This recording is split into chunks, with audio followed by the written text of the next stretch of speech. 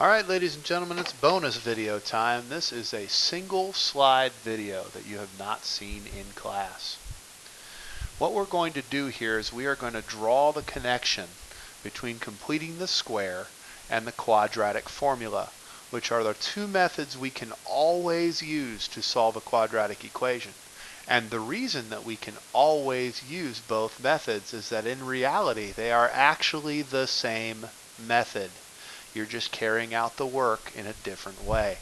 So what we're going to do is we're going to take the generic standard form quadratic equation with no numbers. ax squared plus bx plus c equals 0.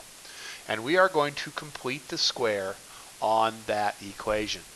Now, as you know, in order to complete the square, it needs to be in the form x squared plus something x equals something. And really, using b and c here is probably a poor choice.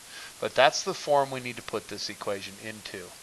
So, our first step in this process is going to be to subtract c from each side of the equation, so that we have ax squared plus bx equals negative c.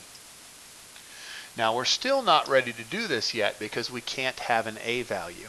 So what we have to do is, because we're solving an equation, we have to divide all three terms by a. The only place where that will go away is the first term. So that will leave us with x squared plus b over ax equals negative c over a. At this point, we are ready to insert our blanks. So we insert one blank on each side of the equation, and we start our next line. Now, we have discussed in great detail how to do this process in class, so I hope that everyone is familiar with the process. We are going to take that value in front of x, and we are going to divide by 2. When you divide a fraction by 2, what you are really doing is multiplying the denominator, the bottom of the fraction, by 2. So b over a divided by 2 is b over 2a.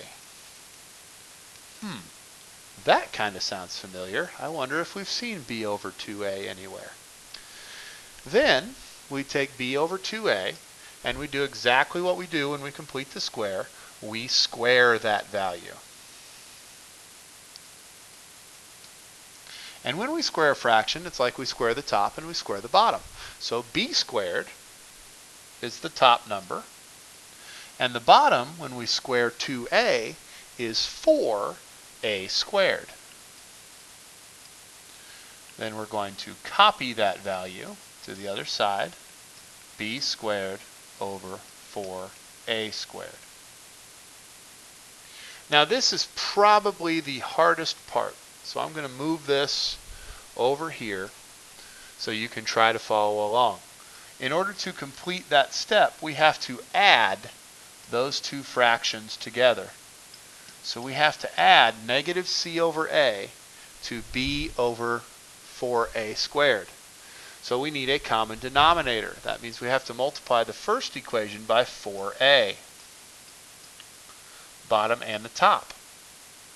This will give us a common denominator of 4a squared on the bottom. So that would give us negative 4ac over 4a squared plus b over 4a squared. And we can combine those, and then we'll place this back over there. That is b squared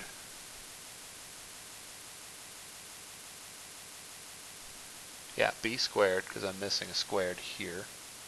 I didn't copy it over right. Minus 4ac over 4a squared, which has changed this from something we don't have the ability to solve into a binomial squared equals a value. So we then solve, just like we did for completing the square, by taking the square root of each side. Now on the left side, all that does gets rid of the parentheses to give us b over 2a. On the right side, this is essentially the square root of the top over the square root of the bottom. The top does not have a square root, but the bottom does. The square root of 4a squared is plus or minus 2a. The top we're not going to be able to reduce, so we're just going to leave it underneath that root, b squared minus 4ac. Then we subtract b over 2a from each side. Because they have a common denominator, I can write this as 1 big fraction negative b plus or minus the square root of b squared minus 4ac all over 2a. You know, the quadratic formula. So as you can see, the quadratic formula is like taking an equation that is set up for completing the square and skipping all of the steps and going straight to the answer. Except you still have to evaluate it, so it's not really any faster. But they really are the same method. I don't know if you're even going to watch this. I think it's kind of cool to do abstract algebra, but then again, I'm a giant nerd. So hopefully you've enjoyed and understood this video.